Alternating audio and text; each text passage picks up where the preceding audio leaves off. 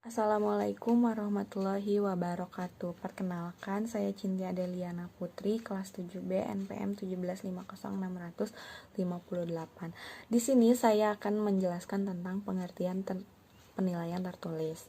Penilaian itu sendiri merupakan suatu pernyataan berdasarkan sejumlah fakta untuk menjelaskan karakteristik seseorang atau sesuatu. Penilaian juga mengambil suatu keputusan terhadap sesuatu dengan ukuran baik atau buruk.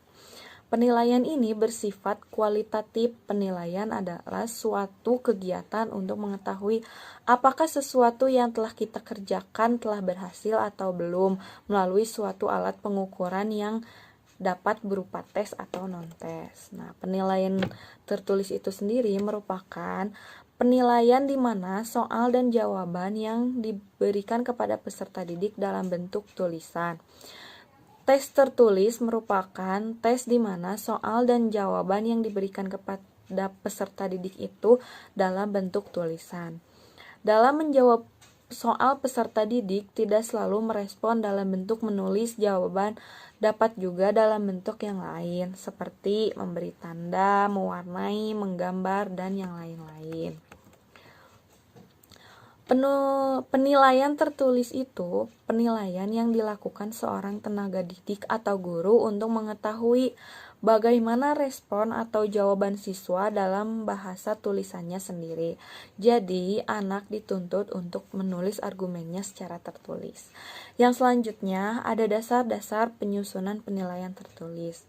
Yang pertama, dapat mengukur apa yang dipelajari dalam proses belajar mengajar sesuai dengan tujuan. Contohnya tentang hak dan kewajiban. Hak dan kewajiban itu kan selalu berdampingan. Hak itu kan sesuatu yang kita dapatkan, dan kewajiban itu adalah sesuatu yang kita lakukan. Nah, apakah kita saat menyampaikan materi apakah sudah sesuai dengan tujuan kita atau belum. Nah, kita bisa mengukurnya lewat penulisan penilaian tertulis. Nah, selanjutnya mewakili bahan yang telah dipelajari. Yang selanjutnya disesuaikan dengan aspek-aspek tingkat belajar yang diharapkan. Lalu disusun sesuai dengan tujuan penggunaan tes itu sendiri. Yang selanjutnya hendaknya dapat digunakan untuk memperbaiki proses belajar mengajar. Nah, contohnya jika hak dan kewajiban belum tersampaikan kepada peserta didik dengan tepat, nah kita kan sudah mengukurnya lewat penilaian tertulis, yaitu contohnya dengan ulangan. Nah, kita lihat apakah sudah sesuai yang kita harapkan atau belum, apakah sudah tersampaikan dengan baik atau belum. Nah, jika belum, mungkin dengan cara penilaian tertulis ini anak bisa menjawab dan kita bisa tahu apakah mereka sudah mengerti atau belum, sudah paham atau belum, seperti itu. Yang selanjutnya mempertimbangkan proporsi tingkat kesulitan dan kesesuaiannya dengan taraf kemampuan siswa. Lalu yang selanjutnya, soal harus jelas dan sesuai dengan persoalan yang disajikan. Nah, jadi misalnya tadi membahas tentang hak dan kewajiban, ya kita penilaian tertulisnya yang mengenai hak dan kewajiban kita peserta didik. Yang selanjutnya disusun dengan mempertimbangkan kaidah-kaidah penulisan soal, menggunakan bahasa yang benar. Jadi, jangan menggunakan bahasa-bahasa yang sulit atau yang kurang dimengerti oleh siswa. Yang selanjutnya, ada cara penskoran, yaitu skor diberikan kepada peserta didik tergantung dari ketepatan dan kelengkapan jawaban yang telah diberikan. Semakin lengkap jawaban tersebut, semakin tepat jawabannya, semakin tinggi juga perolehan skor. Terima kasih. Baiklah, selanjutnya saya akan menjelaskan tentang fungsi dari penilaian tertulis. Di sini terdapat dua macam, yaitu tes formatif dan tes sumatif. Yang pertama, saya akan menjelaskan tentang apa itu tes formatif. Tes formatif di sini adalah tes hasil belajar untuk mengetahui keberhasilan proses belajar mengajar yang dilakukan oleh guru. guna memperoleh umpan balik dari upaya pengajaran yang telah dilakukan oleh guru. Tujuan dari tes formatif ini ialah sebagai dasar untuk memperbaiki produktivitas dalam belajar dan mengajar. Adapun contoh dari tes formatif ini ialah tes yang dilakukan setelah pembahasan setiap bab atau KD, yaitu kompetensi dasar. Tes formatif adalah tes yang diberikan kepada murid-murid pada saat setiap akhir program sebuah pembelajaran. Fungsinya yaitu untuk mengetahui sampai di mana pencapaian hasil belajar murid dalam penguasaan bahan ataupun materi pembelajaran yang telah diberikan sesuai dengan tujuan instruksional khusus yang telah dirumuskan dalam suatu pelajaran. Yang kedua adalah tes sumantif. Tes sumantif adalah tes hasil belajar untuk mengetahui keberhasilan belajar murid setelah mengikuti program pengajaran tertentu. Adapun tujuan dari tes sumantif ini ialah menentukan hasil yang dicapai peserta didik dalam program tertentu dalam wujud status keberhasilan peserta didik pada setiap akhir program pendidikan dan pengajaran. Mengukur keberhasilan peserta didik, belajar peserta didik secara menyeluruh. Adapun contoh dari tes sumantif ini ialah catur wulan dan tes akhir semester atau yang biasa kita sebut dengan UAS, ujian akhir sekolah. Pada tes sumantif ini biasanya materi yang disajikan atau yang diajukan meliputi seluruh pokok bahasan dan tujuan pengajaran dalam satu program tahunan ataupun semester. Hasil penilaian sumantif ini digunakan antara lain untuk penentuan kenaikan kelas, kelulusan sekolah, dan sebagainya. Fungsi tes sumantif ialah untuk menilai prestasi siswa, sampai di mana penguasaan siswa terhadap bahan ajar yang telah diajarkan selama jangka waktu tertentu. Kegunaan tes sumantif ini ialah untuk pengisian rapot, penaikan kelas siswa ataupun penentuan lulus tidak lulusnya siswa tersebut dari suatu sekolah. Nah, kali ini saya akan menjelaskan bagian bentuk-bentuk dari penulisan tertulis. Bentuk-bentuk dari penilaian tertulis ada dua, yaitu yang pertama tes objektif dan yang kedua tes subjektif. Nah, saya sekarang akan menjelaskan terlebih dahulu tentang tes objektif. Tes ini dikenal dengan istilah tes jawaban pendek atau tes ya atau tidak. Dari tes model baru adalah salah satu jenis tes hasil belajar yang terdiri dari butir-butir soal yang dapat dijawab. Tes dengan jalan memilih salah satu di antara beberapa kemungkinan jawaban yang telah dipasangkan pada masing-masing item atau dengan cara menuliskan jawabannya berupa kata-kata atau simbol-simbol tertentu pada tempat yang telah disediakan untuk masing-masing butir item yang bersangkutan. Nah, di dalam tes objektif juga ada keunggulan dan kelemahannya. Nah, saya akan menyebutkan keunggulannya, yaitu waktu yang dibutuhkan relatif lebih singkat. 2. Panjang pendeknya suatu tes bisa berpengaruh terhadap kadar reliabilitas. Yang ketiga, proses penskoran dapat dilakukan secara mudah karena kunci jawaban yang dibuat sudah secara pasti. Nah, kelemahan tes objektif yaitu terdapat kemungkinan untuk dapat menebak jawaban dengan tepat. Yang dua, membatasi kreativitas siswa untuk menjawab sendiri. Nah, di dalam tes objektif dibagi menjadi 4 tes, yaitu yang pertama ada tes pilihan ganda, yang kedua ada tes benar atau salah, yang ketiga ada tes menjodohkan atau mencocokkan, dan yang terakhir ada tes uraian singkat. Nah, di dalam tes pilihan ganda juga ada keunggulannya, yaitu dapat digunakan untuk mengukur skala jenjang tujuan instruksional mulai dari yang paling sederhana sampai yang kompleks. Terus kelemahannya kurang mencerminkan kemampuan siswa yang sesungguhnya. Nah, terus di soal benar atau salah juga ada kelebihannya seperti mudah dikonstruksi karena hanya membutuhkan satu pertanyaan. Pertanyaan itu saja harus berhubungan dengan bidang studi yang diujinya. Lalu kelemahannya mendorong siswa untuk menebak jawaban. Kemungkinan jawaban benar sama dengan kemungkinan jawaban salah sehingga kemungkinan siswa untuk menebak lebih besar. Lalu di bentuk soal menjodohkan juga keunggulannya membutuhkan waktu singkat untuk membaca soal, dapat diperiksa dengan komputer.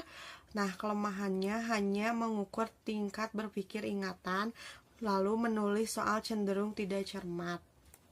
Di tes isian atau melengkapi, keunggulannya yaitu mudah dikonstruksi karena soal ini hanya mengukur hasil belajar yang sederhana yang bersifat ingatan. Lalu kelemahannya tidak dapat mengukur hasil belajar dan yang kompleks karena hanya menghasilkan respon yang singkat dan sederhana. Nah, sekarang tes subjektif.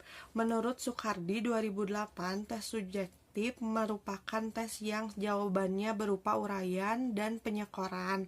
Dilakukan dengan pertimbangan benar salahnya uraian yang diberikan tes kepada peserta yang mengikuti tes tersebut. Nah, kelebihan tes tulis dalam tes subjektif yaitu penyusunan soalnya mudah disiapkan dan disusun. Terus ada juga tidak memberi banyak kesempatan untuk berspekulasi atau untung-untungan dalam menebak jawaban. Yang ketiga, ada mendorong siswa untuk berani mengemukakan pendapat serta menyusun dalam bentuk kalimat yang bagus. Nah, kekurangan dalam tes tertulis subjektif yaitu kadar validitas dan reliabilitas rendah karena sukar diketahui segimana dari pengetahuan siswa yang betul-betul telah dikuasainya, lalu kurang representatif dalam hal mewakili seluruh skop bahan pelajaran yang akan dites karena soal hanya beberapa saja. Nah, tes tertulis bentuk uraian adalah penilaian yang menurut peserta didik untuk mengingat, memahami, dan mengorganisasikan gagasan atau hal-hal yang sudah dipelajari dengan cara mengemukakan atau mengekspresikan gagasan tersebut dalam bentuk uraian tertulis dengan menggunakan kata-katanya sendiri. Nah, di dalam soal uraian subjektif dibagi menjadi 3, yaitu uraian bebas, uraian terbatas, dan yang terakhir uraian berstruktur. Terima kasih.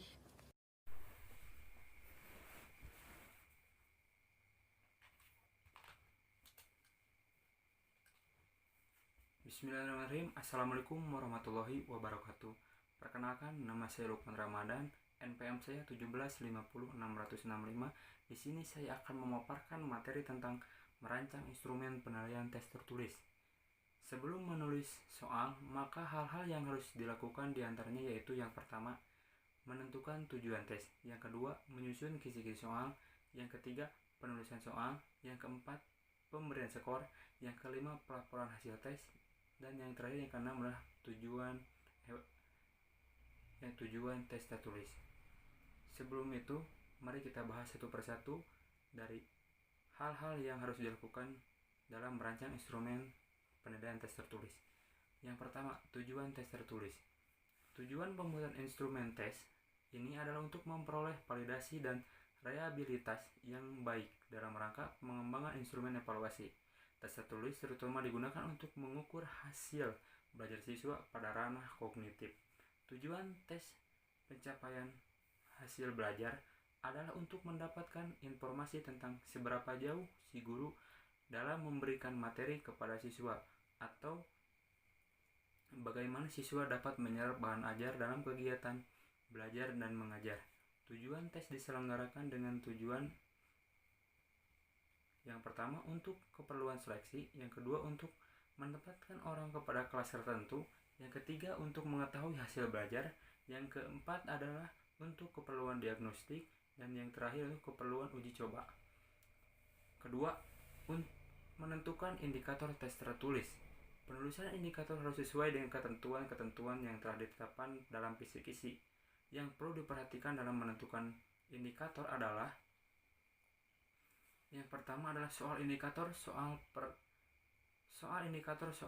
pertanda atau indikasi pencapaian kompetensi. Yang B, yang selanjutnya indikator menggunakan kata-kata operasional yang diukur. Yang terakhir adalah indikator mengacu pada materi pembelajaran sesuai ke kompetensi. Yang ketiga, menyusun kisi-kisi soal. Kisi-kisi disusun dalam bentuk matriks yang memuat komponen-komponen tertentu.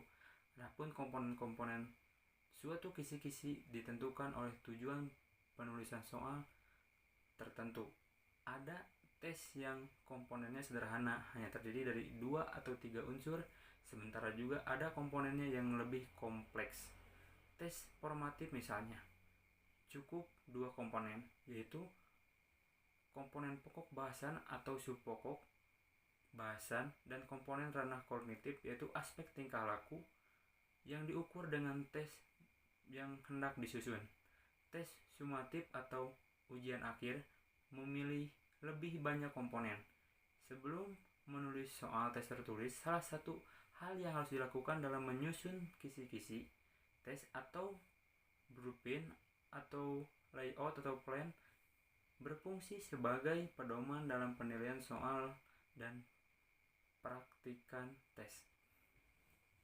Komponen-komponen kisi-kisi tes yaitu yang pertama adalah jenis sekolah atau kelas semester, yang kedua mata pelajaran, yang ketiga kurikulum yang diacu, yang keempat alokasi waktu, yang kelima jumlah soal, yang keenam bentuk soal, dan yang terakhir adalah bahan-bahan pengajaran yang diukur.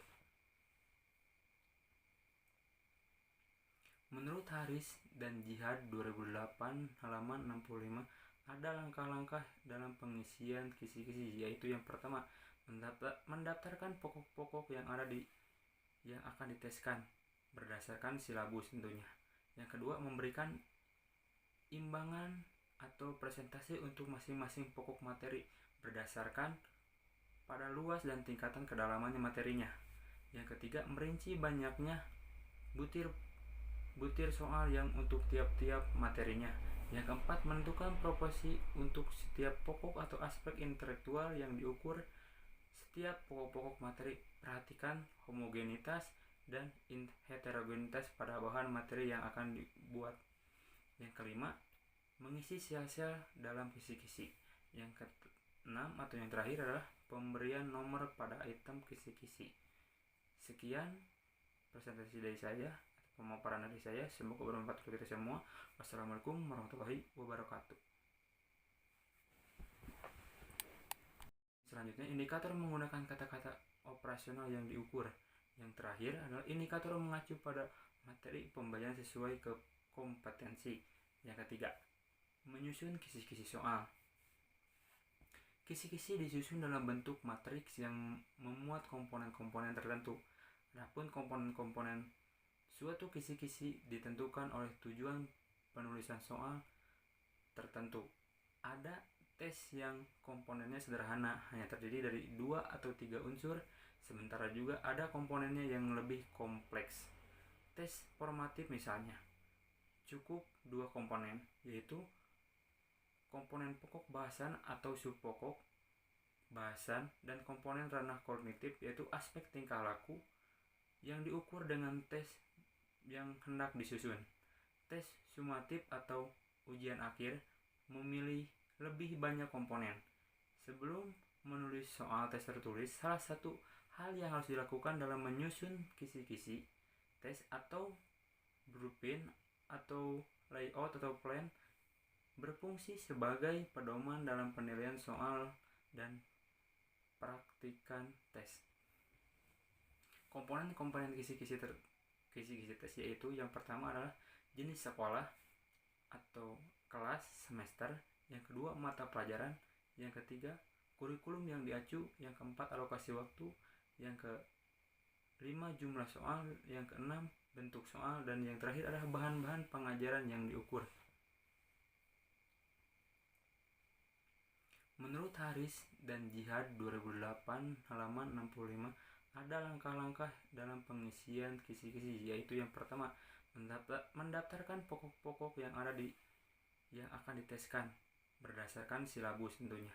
Yang kedua, memberikan imbangan atau presentasi untuk masing-masing pokok materi berdasarkan pada luas dan tingkatan kedalamannya materinya. Yang ketiga, merinci banyaknya butir soal yang untuk tiap-tiap materinya. Yang keempat, menentukan proporsi untuk setiap pokok atau aspek intelektual yang diukur setiap pokok-pokok materi. Perhatikan homogenitas dan heterogenitas pada bahan materi yang akan dibuat. Yang kelima, mengisi sel-sel dalam kisi-kisi. Yang keenam atau yang terakhir adalah pemberian nomor pada item kisi-kisi. Sekian presentasi dari saya, pemaparan dari saya. Semoga bermanfaat untuk kita semua. Wassalamualaikum warahmatullahi wabarakatuh. Di sini saya akan menjelaskan mengenai menyusun instrumen penilaian tes tertulis. Menurut Jubaidi 2011-58, langkah awal dalam mengembangkan instrumen adalah menetapkan spesifikasi, yaitu mengisi uraian yang menunjukkan seluruh karakteristik yang harus dimiliki suatu instrumen. Penyusunan spesifikasi mencakup kegiatan menentukan tujuan, menyusun kisi-kisi, memilih bentuk instrumen, dan menentukan panjang instrumen. Penyusunan instrumen berupa tes dalam penilaian berbasis kompetensi harus mengacu kepada indikator perilaku siswa, sebagaimana tertuang dalam kisi-kisi penilaian. Dengan demikian, setiap butir soal harus jelas apa yang ditanyakan maupun jawaban apa yang dikehendaki. Untuk menyusun tes dapat diikuti langkah sebagai berikut. Yang pertama, merencanakan tes yang merujuk pada jenis alat penilaian. Yang kedua, menulis butir tes dengan memperhatikan indikator ketercapaian. Dan yang ketiga, merakit soal tes. Kedua, bentuk penyusunan soal tes tertulis, yaitu tes objektif dan tes subjektif. Yang pertama ada tes subjektif. Pada umumnya, bentuk esai adalah sejenis tes kemampuan belajar yang memerlukan jawaban yang bersifat pembahasan atau uraian kata-kata. Ciri pertanyaannya didahului dengan kata uraikan, jelaskan, mengapa, bagaimana, bandingkan, dan sejenisnya. Biasanya tes ini tidak begitu banyak jumlahnya, hanya 5-10 buah. Dan waktunya juga 90-120 menit. Yang kedua ada tes objektif. Tes objektif adalah salah satu bentuk tes di mana butir-butir soal yang diajukan dalam tes hasil belajar itu berupa pernyataan. Contoh dari tes objektif yaitu tes benar salah, tes pilihan ganda, dan menjodohkan. Menilai kualitas instrumen penilaian tertulis. Menurut Wijoko, setelah setiap kali inventory diuji cobakan, datanya dianalisis untuk mengetahui kualitas tes inventory. Tujuan analisis adalah untuk mencari validitas dan reliabilitas tes inventory. Tujuan analisis butir soal adalah untuk meningkatkan derajat validitas dan reliabilitas soal secara menyeluruh. Ada 4 jenis perhitungan dalam menganalisis butir soal, yaitu yang pertama, tingkat kesukaran soal. Yang kedua, daya pembeda soal. Yang ketiga, analisis pengecoh atau distraktor soal. Yang keempat, analisis homogenitas soal. Menurut Purwanto, ada beberapa kriteria yang dapat dipakai untuk menyusun butir-butir tes yang berkualitas, yaitu yang pertama, validitas, relevan, spesifik, representatif, seimbang, sensitif, fair, dan praktis.